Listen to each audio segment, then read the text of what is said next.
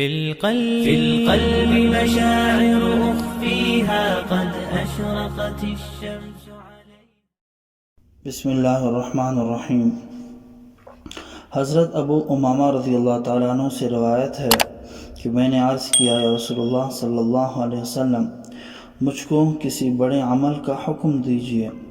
فرمایا کہ روزہ رکھو، روزے کو لازم پکڑو، کیونکہ کوئی عمل اس کے برابر نہیں۔ میں نے دوبارہ عرض کیا یا رسول اللہ صلی اللہ علیہ وسلم، مجھ کو کسی بڑے عمل کا حکم دیجیے۔ فرمایا روزہ رکھو، کیونکہ کوئی عمل اس کے برابر نہیں۔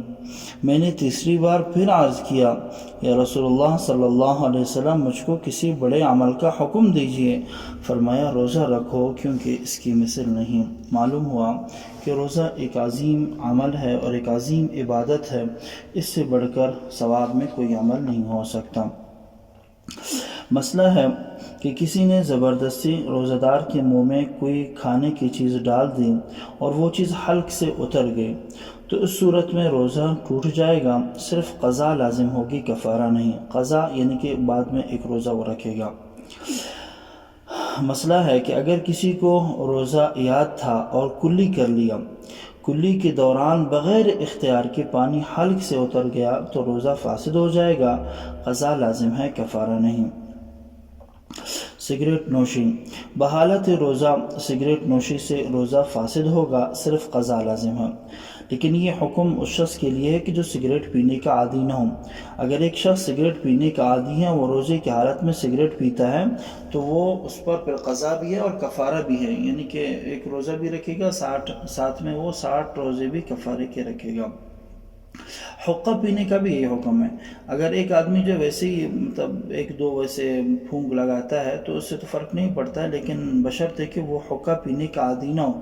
لیکن اگر وہ حقہ پینے کا عادی ہے تو پھر اس صورت میں اس پر قضا بھی لازم ہوگی اور کفارہ دونوں اس پر لازم ہوں گے۔ نسوار منہ میں رکھنے سے روزہ فاسد ہو جاتا ہے، اس سے صرف قضا لازم ہوگی، کفارہ نہیں۔ ایک نسوار اور ہوتی ہے جو ناک میں ڈالی جاتی ہے، اس کا بھی حکم یہ ہے کہ ناک میں نسوار ڈالنے سے بھی روزہ فاسد ہو جاتا ہے، اس صورت میں بھی صرف قضا لازم ہوگی، کفارہ نہیں۔ ناک میں دوائی ڈالنا، ناک میں تر دوا ڈالنے سے روزہ فاسد ہو جاتا ہے، اور اگر خشک چیز ڈالی گئی اور یقینی طور پر اندر تک پہنچ گئی تو روزہ فاسد ہو جائے گا، ورنہ نہیں۔ اگر آپ بام وغیرہ لگانا چاہیں اوپر سے تو لگا سکتے ہیں، اور اگر اندر آپ ناک کے ڈالیں گے اور وہ اگر ناک کے راستے سے اندر پیٹ تک چلا جاتا ہے تو پھر اس صورت میں روزہ فاسد ہو جائے گا۔ ایسے ہی بعض دفعہ انسان وہ ناک سے خون بہنے لگتا ہے تو اس کا بھی یہ حکم ہے، اگر ناک سے خون نکل کر کے باہر نکل رہا ہے تو اس سے روزہ فاسد، اس سے کچھ نہیں ہوگا، یعنی کہ روزہ آپ کا برقرار۔ لیکن اگر وہ حلق سے نیچے اتر جاتا ہے، اندر کی طرف چلا جاتا ہے، تو اس صورت میں روزہ فاسد ہو جائے گا، صرف قضا لازم ہوگی، کفارہ نہیں۔ بعض دفعہ انسان کے دانتوں سے خون نکلتا ہے، تو خون کے حوالے سے حکم یہ ہے کہ اگر ایک آدمی جو خون نگل لیتا ہے تو دیکھیں گے کہ وہ جو خون ہے، وہ جو خون اور تھوک جو آپس میں مل چکے ہیں، اگر اس میں خون کی مقدار زیادہ ہے اور تھوک کی مقدار کم ہے تو اس صورت میں جو ہے پھر روزہ فاسد نہیں ہوگا، آپ کا روزہ برقرار ہے۔ لیکن اگر خون زیادہ ہے اور تھوک کی مقدار کم ہے تو اس صورت میں روزہ فاسد ہو جائے گا، صرف قضا لازم ہوگی۔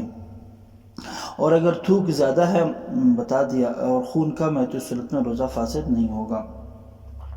روزے کی حالت میں کان میں دوائی ڈالنا، کان اصل میں اس حوالے سے فقہا کا احتیاط اسی میں ہے کہ انسان کو کان کے اندر تر دوا نہیں ڈالنی چاہیے۔ اگر آپ تر دوا ڈالیں گے اور وہ اندر تک چلی جائے گی تو اس صورت میں روزہ فاسد ہو جائے گا۔ اور اگر آپ باہر سے اگر کوئی ایسی دوا لگائیں گے تو اس سے فرق نہیں پڑتا ہے، اور یعنی کہ تھوڑا سا سوراخ کے اندر اگر آپ کوئی ایسی تھوڑی موڑی دوائی لگا دیں گے اس سے بھی فرق نہیں پڑتا ہے۔ لیکن اگر کان کے پردے سے وہ دوا تجاوز کر جاتی ہے، اور ہوتا بھی یہی ہے کہ اکثر دوا ایسے ہوتے ہیں کہ جو کان سے تجاوز کرتے ہیں، تو احتیاطاً ایسے روزے کی حالت میں کان میں دوائی ڈالنے سے پرہیز کریں۔